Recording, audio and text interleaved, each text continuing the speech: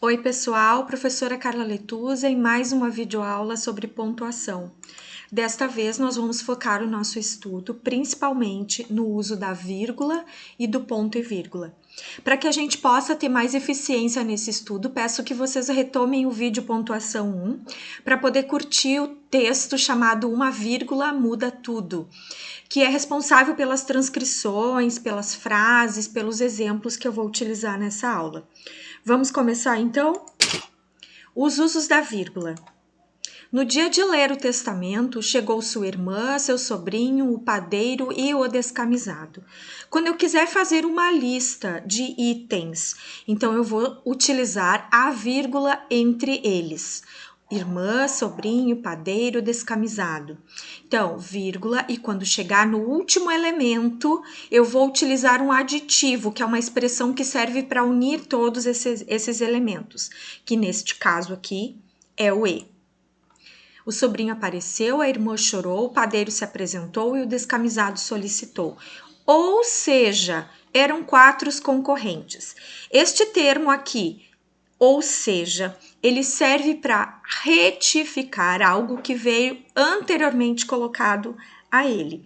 Eram 4 os concorrentes, então ele retoma, ele resume, ele fala de uma forma mais resumida sobre o que foi falado anteriormente. Então, ele serve para separar retificações, e este termo sempre deve ser usado entre vírgula. Então, ou seja, isto é, desta forma, sempre usado entre vírgulas. No dia 1º de abril de 1500, onde? Na Rua das Lágrimas, onde nesta rua, em sua casa, quando, pela manhã, um homem rico que chamava-se Senhor Dólar agonizava em seu leito de morte. Esta primeira expressão aqui, que me expressa uma data, ela tem que ser usada entre vírgulas. O lugar, então, os lugares, neste caso, também devem ser separados entre vírgulas. O tempo dessa história poderia ser ontem, hoje, mas foi pela manhã. Então, eu vou utilizar essa expressão aqui sempre entre vírgulas. O padeiro, que pediu cópia do testamento original, puxou a brasa para a sardinha dele. Então, entenda o sentido de que esta expressão aqui, quando ela quiser explicar ou ela quiser retomar, né, uma característica, enfim, daquilo que foi posto antes dela, no caso, o padeiro, porque pediu a cópia do testamento, então seria uma explicação, ou aquele que pediu uma cópia do testamento original e não outro, para ser um aposto, sempre vai ser utilizado entre vírgulas. Meu Deus, estou partindo desta para outra vida. Toda expressão que serve para eu evocar, para eu chamar alguém ou alguma coisa que estiver longe, fora do meu texto, que se chama vocativo, eu vou usar sempre entre vírgulas. No caso, meu Deus, aqui com uma vírgula após, porque ele está no início da frase. Mas se ele estivesse no meio da minha frase, por exemplo, estou, meu Deus, partindo desta para outra vida, seria usada entre vírgulas. A irmã, que chorava sem parar, como, ironicamente, chegou em seguida dizendo, ai, que tristeza, e pontuou assim. Essa expressão, ironicamente, ela é um advérbio de modo. Quando eu quiser usar um advérbio, separar um advérbio, eu posso ou não utilizar vírgulas. Só que uma vez eu utilizando as vírgulas no meu texto, eu tenho que usar sempre, eu tenho que padronizar. Então, é facultativo o uso para separar o advérbio dentro do nosso texto entre vírgulas. Ai, que tristeza! Quando eu quero colocar uma expressão, uma emoção, uma sensação que se chama interjeição, eu sempre vou utilizar essa interjeição entre vírgulas e às vezes com uma pontuação um tanto que diferente, né? Exclamação, interrogação, então. Esse ai aqui, que é uma interjeição, eu separo entre vírgulas dentro do meu texto. Aí chegaram os descamisados da cidade, deletando as falas anteriores. Toda vez que eu tiver o verbo na sua forma nominal, terminado em ando, indo, cantando, sorrindo, eu vou sempre utilizar a vírgula antes dele.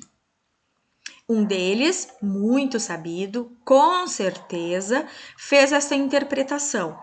Este muito sabido, ele é uma expressão adjetiva, ou seja, uma característica de um deles, nesse caso que era o descamisado.